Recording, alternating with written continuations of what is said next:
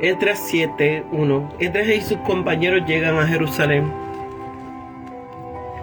Pasadas estas cosas, en el reinado de Artajerjes, rey de Persia, Esdras, hijo de Seraías, hijo de Azarías, hijo de Hilcías, hijo de Salum, hijo de Sadoc, hijo de Ahitub, hijo de Amarías, hijo de Azarías, hijo de Merayot, hijo de Seraías, hijo de Uzi, hijo de Buki, hijo de Abisua, hijo de Finés, hijo de Eleazar, hijo de Aarón, primer sacerdote. Subió de Babilonia.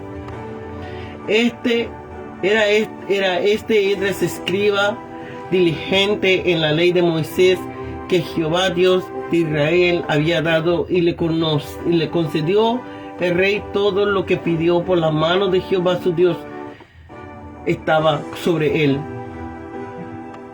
Con él subieron a Jerusalén algunos de los hijos de Israel y de los sacerdotes levitas, cantores, porteros y sirvientes del templo.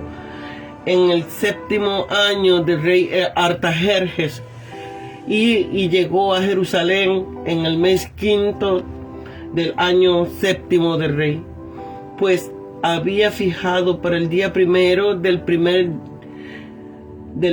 mes su salida de Babilonia, y al primero del mes 5 llegó a Jerusalén, estando con él la buena mano de Dios, porque Esdras había preparado su corazón para escudriñar la ley de Jehová y para cumplirla, y para enseñar en Israel sus estatutos y decretos. El decreto de Artajerjes. Esta es la copia de la carta que dio el rey Artajerjes al sacerdote Esdras.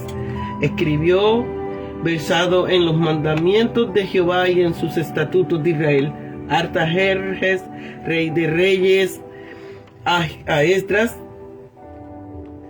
sacerdote y escriba erudito en la ley de Dios del cielo. Paz, por mí está orden que todo aquel que mi reino del pueblo de Israel y de sus sacerdotes y levitas que quiera ir conmigo a Jerusalén vaya, porque de parte del rey y de sus 7 consejeros eres enviado a inspeccionar Judea y Jerusalén, conforme a la ley de tu Dios que está en tu mano, y a llevar la plata y el oro que el rey y sus consejeros voluntariamente ofrecen al Dios de Israel, cuya morada está en el cielo, y toda la plata y el oro que hayes en toda la provincia de Babilonia, con las ofrendas voluntarias del pueblo y de los sacerdotes que voluntariamente te ofrezcan para la casa de su Dios, la cual está en Jerusalén.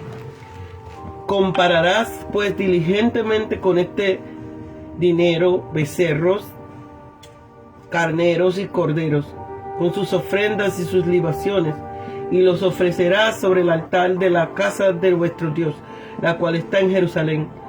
Y a lo que a ti y a tus hermanos os parezca ser de la otra plata y oro, hacerlo conforme a la voluntad de vuestro Dios. Los utensilios te son entregados para el servicio de la casa de tu Dios. Los restituirás delante de Dios en Jerusalén, y todo lo que se requiere para la casa de su Dios, que te sea necesario dar, lo darás de la casa de los tesoros del rey. Y por mí, Artajerjes rey, he dado orden a todos los tesoreros que están al otro lado del río, que todo lo que os pida el sacerdote Esdras, escriba de la ley de Dios del cielo, se le conceda prontamente. Hasta 100 talentos de plata, 100 coros de trigo, 100 batos de vino y 100 batos de aceite, y sal sin medida. Todo lo que es mandado por el Dios del cielo sea hecho prontamente para la casa del Dios del cielo, para que no caiga su ira sobre el reino del rey y de los hijos. Os hacemos saber también que a todos los sacerdotes y levitas, cantores, porteros, sirvientes del templo y ministros de la casa de Dios. Nadie podrá imponerle tributos, contribución ni renta, y tú, Esdras, conforme a la sabiduría que tienes de tu Dios, pon jueces y gobernantes que gobiernen a todo el pueblo que está al otro lado del río, a todos los que conocen la ley de tu Dios, y al que no la conoce le enseñarás, y a cualquiera que no cumpliere la ley de tu Dios y la ley del rey, sea juzgado prontamente, sea a muerte, a destierro o a pena de multa o prisión. Registro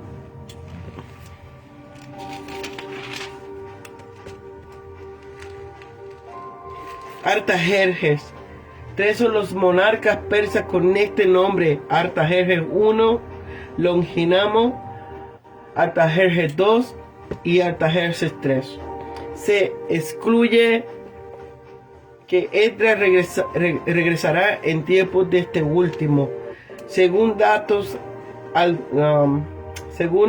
algunos datos del texto bíblico, la misión de Esdras tuvo lugar en el año 458, coincidiendo con el año séptimo de Artajerjes I.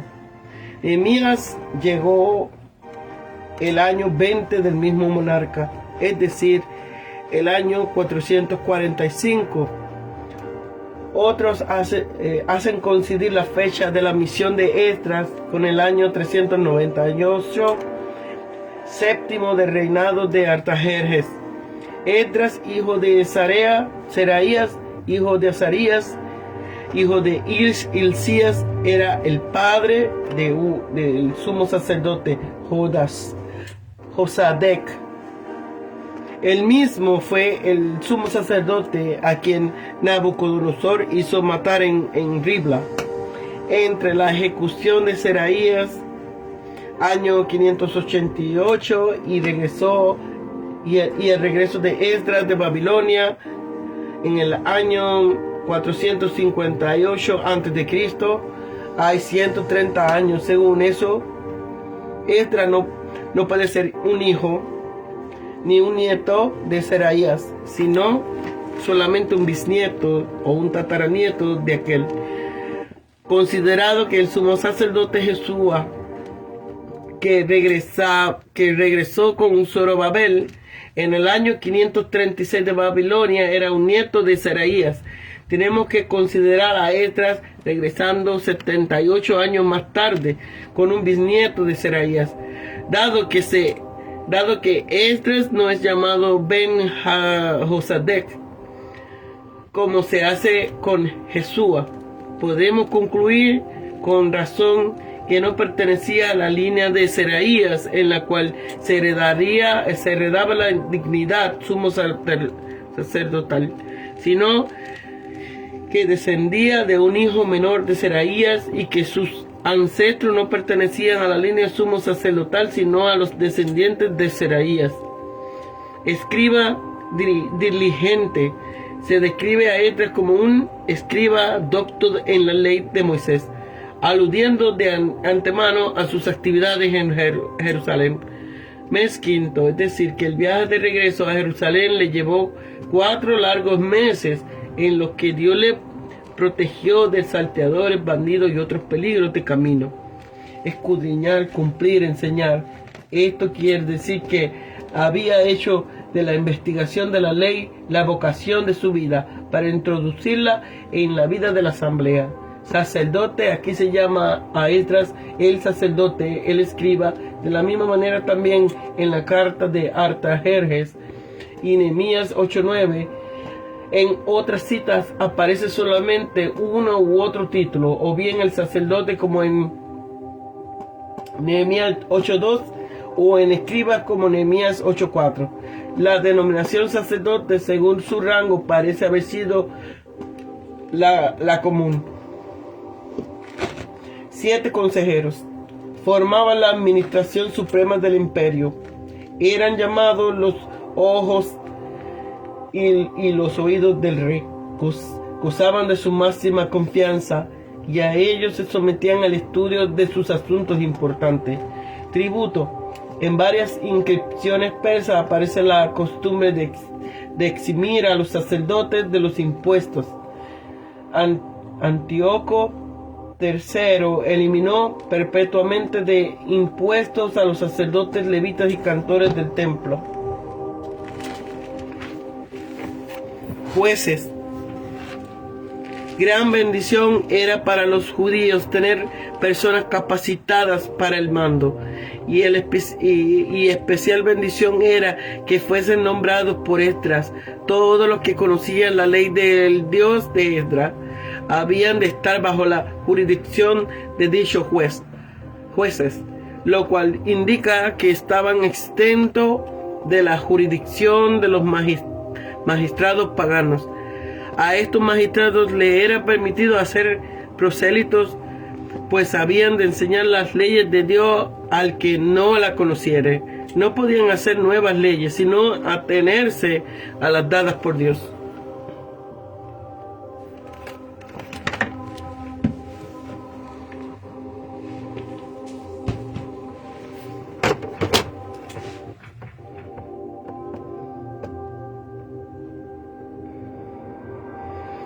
En este capítulo vemos a Esdras en acción durante el reinado de Artajerjes, Zorobabel y Jesúa. Eran ya demasiado viejos, si es que no había muerto.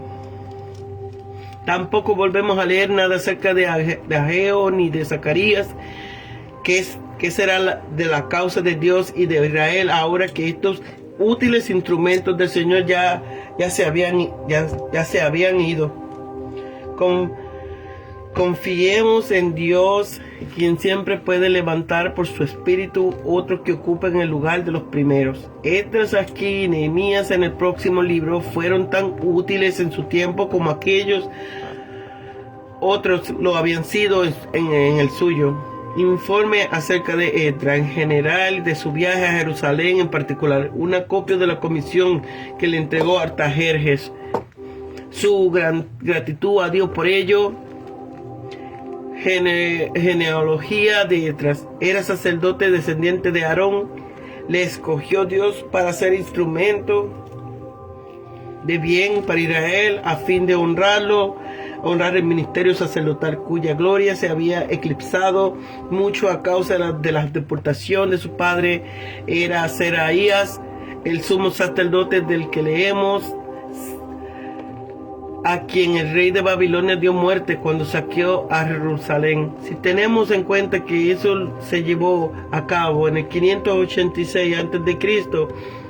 y que este viaje de Esdras a Jerusalén ocurrió en el 456, 130 años después, es seguro que Seraías era el abuelo o bisabuelo, no el padre de Esdras, que lo confirma.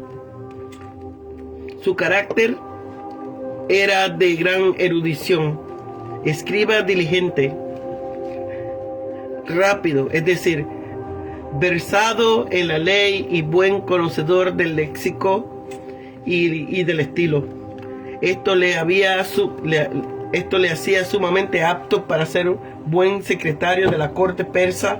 Esta tradición judía que Esdras recogió cuantas copias de la ley pudo hallar y publicó una edición esmerada del canon del Antiguo Testamento. 2. Era de gran piedad y santo celo.